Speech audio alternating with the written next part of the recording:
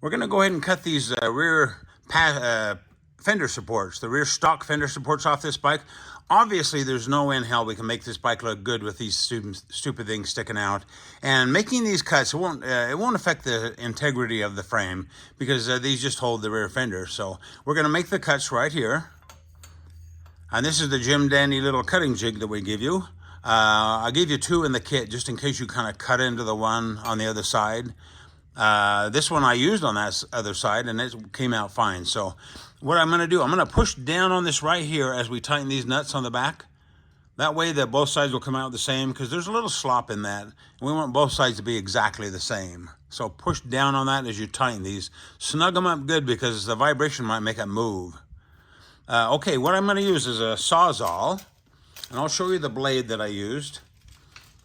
This is like, I think that's a standard, like a 5-inch long Sawzall blade. Nothing special. You don't want it too long or it'll cut the tire, and too short and it won't reach. So about a 5-inch long standard. This is just a cheap blade that I got at Harbor Freight. It's just a 14 teeth per inch. I'll show you the Sawzall that we bought at Harbor Freight too. There's no sense, if you don't have one, just buy a cheap one. This is the cheap little Sawzall that we bought at Harbor Freight. God, I think it was like 29 bucks or something. It wasn't bad, and you'll probably, if you don't have one, you'll use it in the future for something else again, so it's not a bad purchase at all. Before we make the cuts, we're going to slide this little shock protector that we give you in the kit. We're going to slide that over the shock like that. Now I'm going to put some tape around this just so it won't move when we cut. That way this blade, when it comes down, it won't cut into your shock. And also I'm going to tape this too so it kind of keeps that from getting scratched up. I'll tape this up and then we'll get started.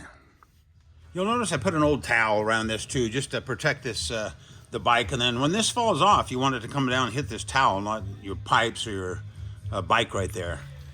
Okay, the most important thing is when you first get started, you want to make sure that the blade is perpendicular to the surface, so it's straight, not on an angle. And then you want to make sure it's against the cutting jig. Make sure the blade is flat against it, not on an angle. So the most important part is at first. So I'll get started here. Everything looks nice and square. Rock it around a little bit there,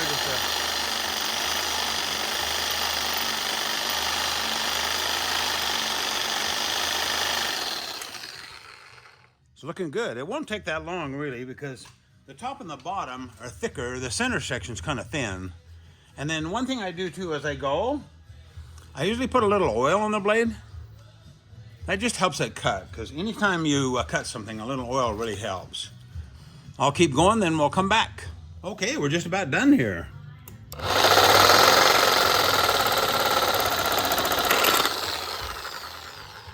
And there you have it. Yo, I'm an old fart, so if I can do it, you can do it.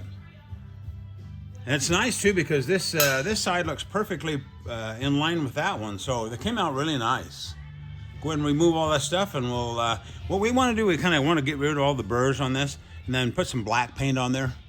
Make it kind of nice looking. Like I say, get rid of those nice sharp edges there with a file or something, and then we're ready to finish the bobber conversion.